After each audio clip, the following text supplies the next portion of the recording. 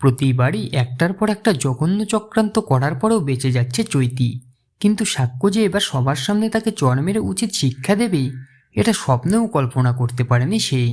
এবার সকলের সামনে তার নোংরামির শাস্তি পেল চৈতি। অনুষ্ঠানে পৌঁছে একেবারে শেষ মুহূর্তে অংশগ্রহণ করবার জন্য ঝিলদের নাম ডাকা হয়, আর তারপরে মঞ্চে উঠে যখনই ঝিল মাইক হাতে নেয় ঠিক সেই মুহূর্তেই মাইক বন্ধ করে দেওয়া হয়।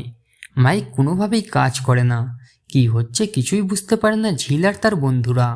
এদিকে সাক্ষ্য সাথে সাথে সাউন্ড সিস্টেম অপারেটরের কাছে পৌঁছে যায়। কিছু বলার আগেই হঠাৎ করে লাইটও বন্ধ হয়ে যায়, হুলস্থুল পড়ে যায় সেখানে। সেই সময় চৈতি একা একা মনে মনে বলতে থাকে, যাক কাজ তাহলে হয়েছে, আজকে তোরা যতই চেষ্টা কর না কেন লাইট আর সিস্টেম কোনোভাবেই অন হবে না। অন্যদিকে সাক্ষ্য অর্গানাইজারদের কাছে জানতে চায় এসব কি হচ্ছে, এতক্ষণ তো সব কিছু ঠিকঠাকই চলছিল, ঝিলের ব্র্যান্ড স্টেজে উঠতেই সব কিছু অফ কেন হলো? কিন্তু কোনো জবাব দেয় না তারা, চুপচাপ করে দাঁড়িয়ে থাকে সাক্ষ্যর সামনে। তখনই লাইট আর সাউন্ডম্যানকে তাড়াতাড়ি করে সমস্ত কিছু ঠিকঠাক করতে বলে সাক্ষ্য। সেই সময়ই হঠাৎ করে সাউন্ড অপারেটর বলে, স্যার আমাদের কাছে এমনই নির্দেশ আছে, ওনারা স্টেজে উঠতেই লাইট অফ করে দেওয়ার আর সাউন্ডও অফ করে দেওয়ার।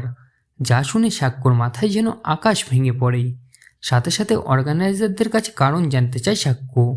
তখনই একজন বলে, স্যার আপনার মাই তো লোক পাঠিয়েছেন, আমাদের এই কাজটা করতে বাধ্য করেছেন, বলেছেন উনি যদি গান গায় তাহলে উনি নাকি গান গাইবেন না, তার জন্যই উনি চৈতি ম্যাডামকে পাঠিয়েছিলেন। এই শুনেই এবার প্রচণ্ড রেগে যায় সাক্ষ্য, মেজা ছাড়িয়ে সোজা চৈতির দিকে এগিয়ে যায় আর বলে, তুই কি ভেবেছিস চৈতি এইভাবে বারবার অন্যায় করে বেঁচে যাবি? আজকে তোকে এই অন্যায় কাজের জন্য শাস্তি পেতেই হবে। সাক্ষ্য এমনভাবে চিৎকার করে কথা বললে সকলে অবাক হয়ে তার দিকে তাকিয়ে থাকে।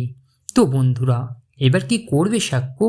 রেগে গিয়ে সবার সামনে যদি চৈতিকে চড় মেরে উচিত জবাব দেয় তাহলে আপনাদের কেমন লাগবে কমেন্ট করে অবশ্যই জানান। মূল ধারাবাহিক দেখতে হলে অবশ্যই চোখ রাখুন স্টার জলসার পর্দায়।